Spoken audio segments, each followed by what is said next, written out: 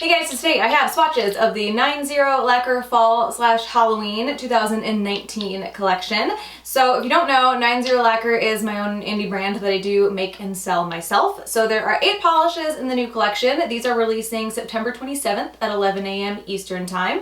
If anything sells out, then the restocks will be staggered. So if you can't make it there at 11 a.m., something that you wanted sells out, then the next restock will be in the evening, Eastern Time, and I'll try to stagger them to accommodate everyone, but I can't accommodate everyone at one time.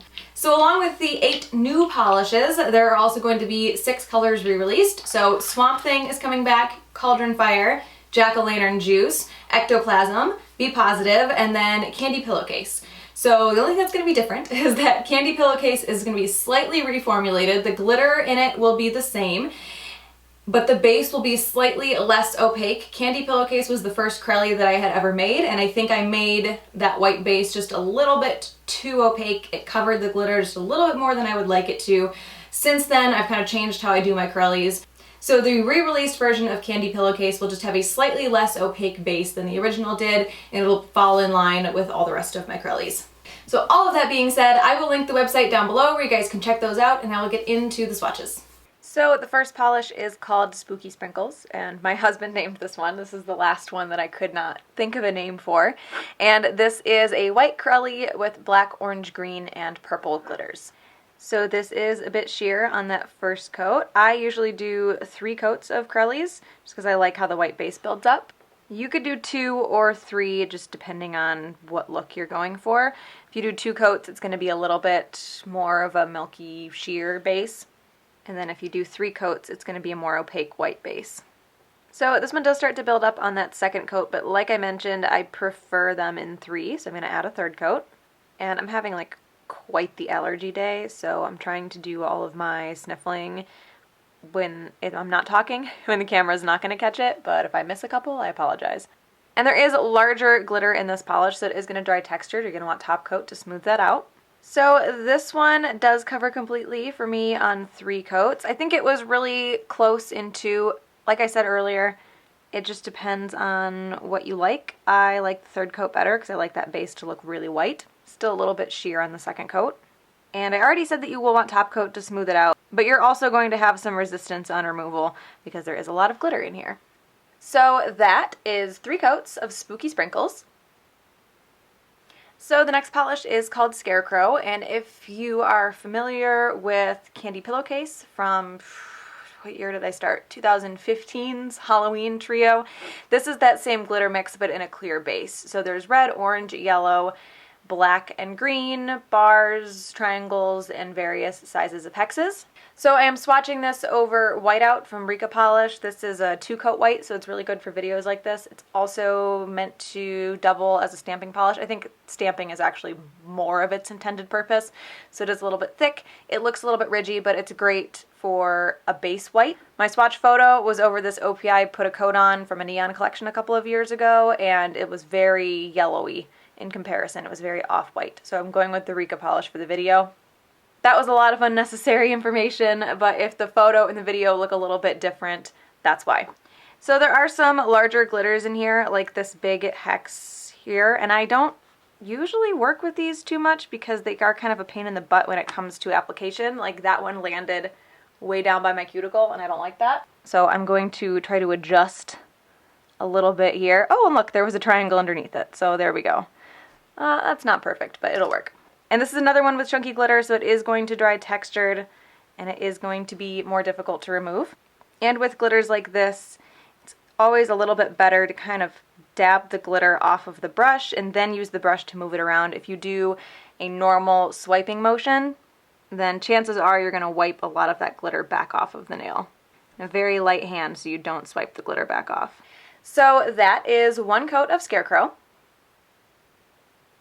So the next polish is No Bones About It, and this is an off-white, slightly yellowish Korres base with super small and slightly small black hex glitters. So, like the other Korres, this one is a bit sheer on that first coat.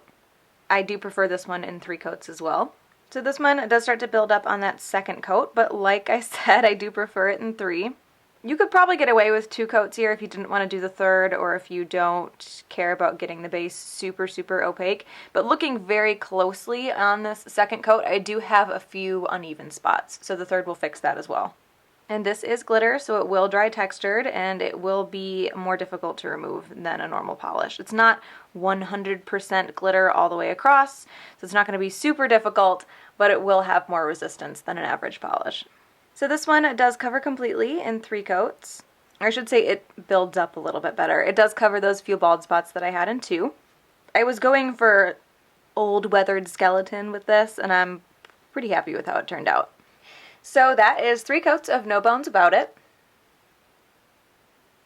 The next polish is called Decay, and this is a kind of like dirty brownie green with gold shimmer.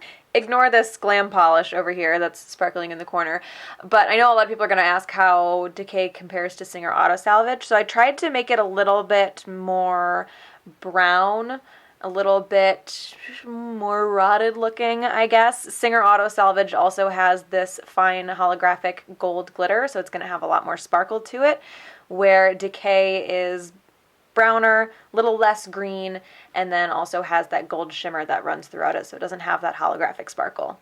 I know they are still close to each other. I just want to do everything that I can with this shade because I love it so much. This is a bit sheer on that first coat. Because this is gold shimmer and not a gold glitter in here, it's not going to dry textured and it won't be difficult to remove. And I'm going to do 3 coats here. So this one does start to build up on that second coat. Still a bit sheer though. I can see my nail line. I'm trying really hard not to sound bored. I'm not bored. I'm just so congested. So this one, it does cover completely for me in 3 coats. That third coat does deepen the color quite a bit as well. And this does dry a bit dull, so you will want top coat to give it shine. So that is 3 coats of Decay. So the next polish is called Maple, and this is a bronze metallic flake and an orangey red base. So this one is also a bit sheer on that first coat. And this is a really sparkly metallic flake. Across the road from my house is a whole row of very mature maple trees, and they are so bright and beautiful and intense in the fall. Also, I'm sorry if these swatches are really short. I keep finding myself finishing up a coat and realizing that I haven't said anything for a couple of nails. I'm just totally off my game today. This is still a little bit sheer on that second coat. I did 3 for my pictures, but I think you could do 2 or 3 just depending on your application. I'm probably going to do 3 just to make sure that my nail line is completely covered, even though I can only see it from certain angles.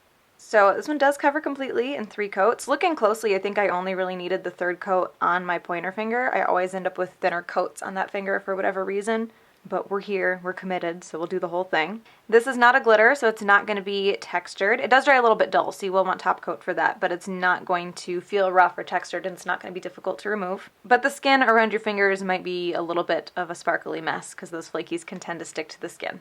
So that is 3 coats of Maple.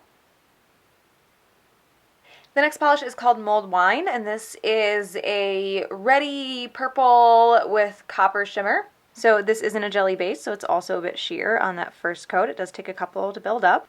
I just really like how that copper shimmer looks inside of that dark purpley red base. So this one does start to build up on that second coat. Like most of the polishes in this collection, they're in jelly bases, so I think they look better in 3.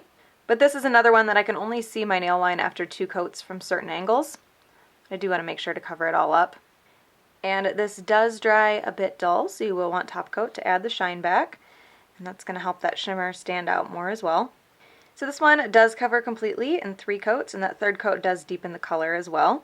Although I did accidentally do a thicker coat here on my ring finger, which ended up making that finger not need a third coat. So that is 3 coats of Mulled Wine. The next polish is called Tombstone, and this is a dark navy leaning towards black holographic. And this is a little bit sheer still on the first coat. You can see through it in some spots. I wanted this to pretty much look black, and then for you to be able to pick out that blue in certain lighting. And this one will dry a bit dull as well. So this one does cover completely in 2 coats. It was close on 1, but I would say it's definitely not a 1-coater. I still had some bald spots that I wanted to cover up. And you can see, like I mentioned, it does dry dull, so you will want top coat for that. Sorry if you can hear a cat peeling out around every corner. So that is 2 coats of Tombstone. And the last polish is called Devil's Night, and this is a black jelly base with holographic silver flakies and a coppery orange shimmer. So this is in a jelly base, so it is a little bit sheer on that first coat, but there are a lot of flakies that help add to that opacity. One of my cats is going absolutely insane, so I have no idea what you're going to hear throughout this swatch. I'm just glad she waited until I was almost done. And since these are flakies, there will be no texture to worry about, and it will not be difficult to remove. So this one does cover completely in 2 coats, and that second coat does deepen that black base a bit, which helps that orange shimmer stand out. And I don't remember if I said this or not, so I might end up cutting it out, but this does dry dull, so you will want top coat to add the shine back. So that is 2 coats of Devil's Night. So I don't always pick favorites or even talk about favorites when I talk about my own polishes, but I am particularly happy with how Mulled Wine, Maple, and No Bones About It turned out. I just am really happy with these 3 especially. I like all of them, but these 3 make me especially happy. So again, those are releasing September 27th at 11 a.m. Eastern Time. I will link the website down below where you guys can check those out. Hope you enjoyed this one, and I will talk to you later. Bye.